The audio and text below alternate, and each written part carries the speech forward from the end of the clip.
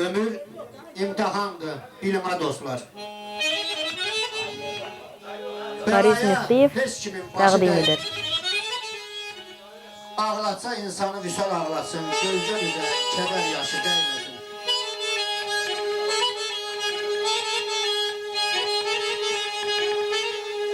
Nadanlıq eyləyib gülməyə nə var? Ömrün axırını bilməyə nə var? Mərdin gülləsi ilə ölməyə nə var? Kişiyə namərdin daşı dəyməsin.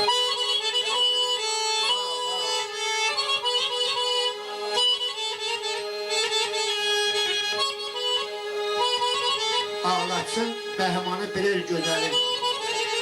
Çünki daşa dəyib eşqin əzəli. Qoy öldürsün məni loğmanın əli. Amandır, yarama naşıq dəyməsin. Əlfət əmin, heç vaxt namərd insan qıranda oturub çörək yeməsin. Heç vaxt namərd gülləsinə tuş gəlməyəsən. Həmişə gözəl insanlar ətrafında olasan. Mən çıxış üçün sözü Əbülfət əmiyə verirəm. Qoy Əbülfət əmi bugün özünə sözlərini desin. Əvvələn birinci xoş gəlirsiniz, safa gətirsiniz siz bura.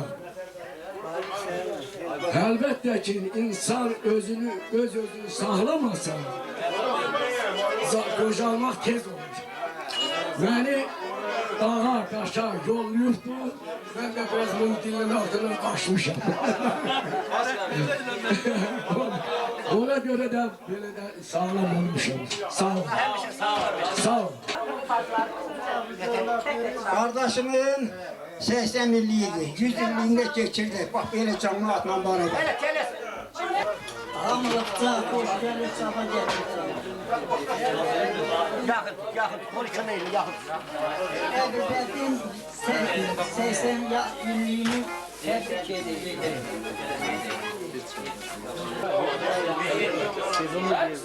Evvelce bütün gelen yoldaşlarım hamısına hoş gelipsiniz deyirəm. Hoş gelipsiniz. Sonra Əbülfət 80 illiyini keçirir. Arzu eləyərək ki, güzünlüyü də keçirilsin. Çok sağ olun. Minnətlərim hamınıza. Allah canınıza sağlıq versin.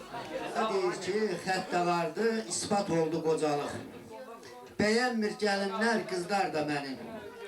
İqbal üz döndərif, yatıbdı bəxtim, gör necə qoyubdu düzlərdə mənim. Nə lazımdır, naz eyliyə yar yara. Sərraf olan dərdim çəkə bazara, məzunun kimi necə qoyub avara, o yanda sizləri, bizlərdə mənim. İspat oldu Ələsgərin sözlərin.